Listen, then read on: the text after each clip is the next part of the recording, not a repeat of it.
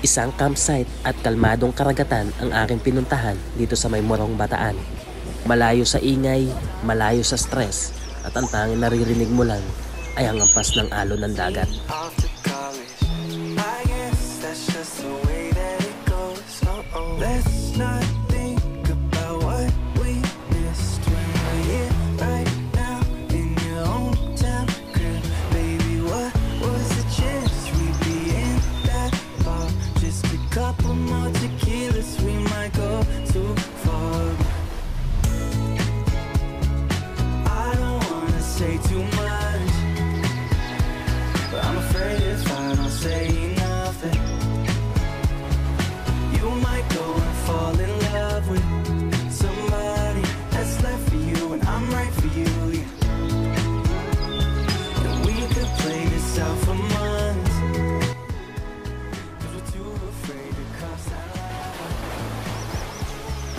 Alas 6 na nga ng umaga na magising ako sa bawat hampas ng alon, huni ng mga ibon.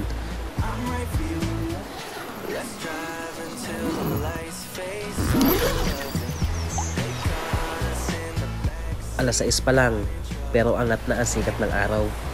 Agad na ako lumabas dyan para magpahangin at para pagmasdan ang napakagandang karagatan.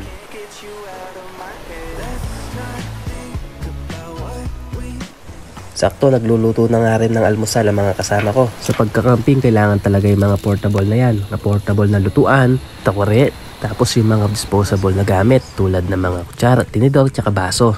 Mga madadaling lutuin lang yan, all goods na yan. Hindi mo naman kailangan magluto na masarap pa. Pagdating sa pagkakamping, kailangan nyo mabilis lang na lutuin.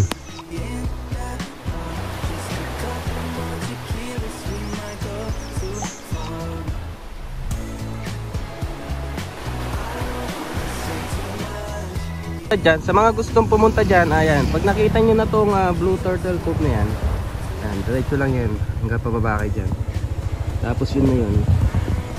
Alright, good morning. Medyo makalat pa kasi Sunday kahapon, maraming nakabisit, then yan ay nagkiwan pa ng mga bote, pero mamaya meron daw maglilinis dyan. Kami kasi dumating dito gabi, Sunday ng gabi, kaya wala na kami masyadong mga nagka-camping. May pangilan-ngilan, meron dalawa doon, tapos meron din isa doon. Hangga pa, siguro may mga parating pa lang yan. Sa mga mahilig mag-camping, mag-tent pitching, diba? Perfect sa inyo to. Yung buhangin niya hindi siya totally white sand, ano sa mga ordinary beach. Pero kami kasi nagka-camping talaga, hanap lang talaga namin magandang spot na pwede mag-camping, then katabi namin dagat, kaya ito napili namin. Sa mga gustong pumunta dito, huwag kayong mag-alala kasi meron electricity dito. Pwede kayong mag-charge, di ba? Tapos kompleto din sila, meron silang CR, hindi kayo mag-shower. Yung tindahan naman dito hindi man din kalayuan, kaya kung wala kayong dalang mga pagkain, makakabili kayo.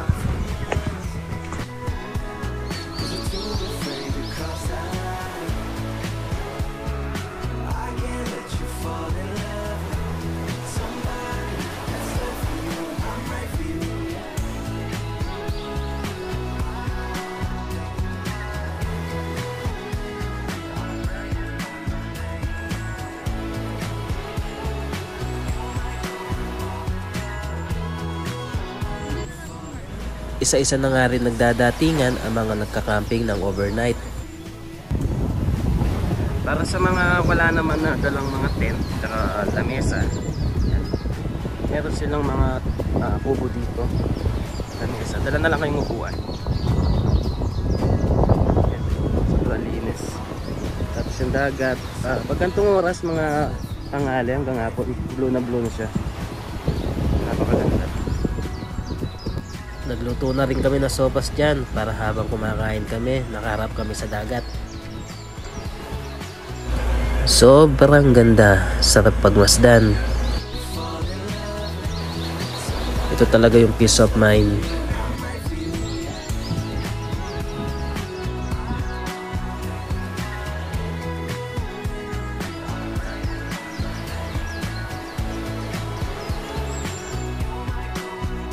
Sa mga may gusto ng ganitong vibes, gawin nyo na.